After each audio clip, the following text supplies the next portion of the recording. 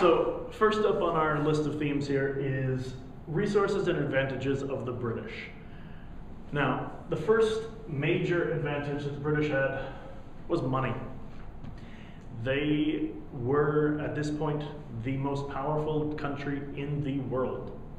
And a lot of that power and wealth had come from the colonies. Think about it, colonies were originally settled in 1607. It's now 1770, well, 7.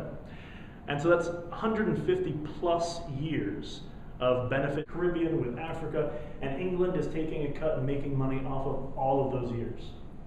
Sure, England has money problems, the debt from the French and Indian War, but they've benefited greatly. And with that money, they've been able to make sure that they have the largest army and the largest navy in the world. They're not only the largest, they are the most powerful, the best trained, the best equipped army. Britain, being an island, they focused on the navy as well to make sure that they couldn't be attacked and that they could get to their far-flung colonies all around the world. Largest army and navy in the world. Huge, huge benefit for England. Now, the next one is that because of this army and because of their far-flung colonies, the leaders of these armies had seen plenty of battle over the years. And so they were very experienced. They knew what they were doing. These were the cream of the crop, such as General Howe, General Clinton, Lord Cornwallis, and General Burgoyne. You should already know some of these names, and this isn't the whole list of experienced officers available to the British, but this is just a couple. And finally, our last advantage that the British had was something called the Industrial Revolution. Now, this wasn't a revolution like the American Revolution, a war, no.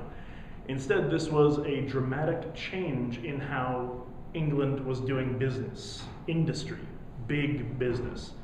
So, starting in the 1760s, England was undergoing a dramatic change using machinery that had been developed and perfected over the last 30 years, from the 1730s onwards, to change this from one person doing business in and outside of their house to lots of people, unskilled people, using these machines to produce more at a faster rate in factories. So that changed the power that England had in terms of its equipment, in terms of its tools, and as well as its money as well. They were able to make more money quicker than other countries based on these new goods that were being produced.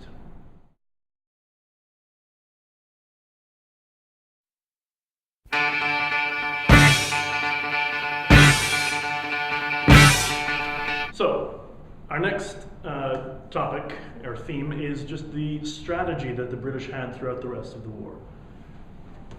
And our first strategy was just basically to force Washington to surrender. If these rebellious colonies didn't have an army, the rebellion would end, right? Makes sense. Well, in tandem with that was the idea of just capturing the Continental Congress. If Washington was the leader of the army, the Continental Congress were the men behind this whole rebellion. These were the people who had started, who had declared independence, the leaders of these rebellious colonies. And so if you could capture them, the war would be over.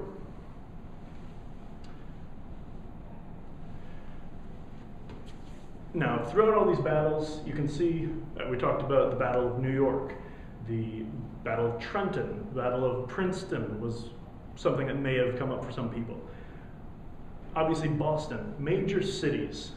The British strategy involved controlling these cities, not only because, well, they're cities, large population centers, but also that's where the colonies could possibly make money from to fund the war effort.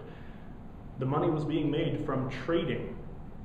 Anything that was being grown in the colonies had to be sold to somebody to make money.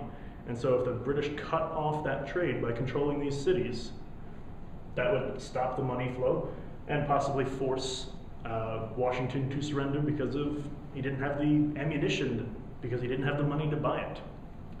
So control the cities, end the war. Okay, makes sense. Finally, I mentioned earlier that the British already had the largest army in the world. Well, why not add to it even more? They had money to spare, so they hired whole regiments of soldiers from Germany, especially one particular state in Germany called Hesse-Kassel, and these were called Hessians, these soldiers. Up to 30,000 soldiers were hired, and they were all Hessians no matter where they were from in Germany, but that's what they were all called. But they were also crack troops. They had been trained in the art of warfare since the age of 7 in some cases. And so this was their entire life, and they were good at warfare. And as the war went on, as the war kept being dragged out, the British decided to make use of the fact there were loyal colonial citizens in different parts of the country. In some parts, it was up to half of the colonists were loyalists.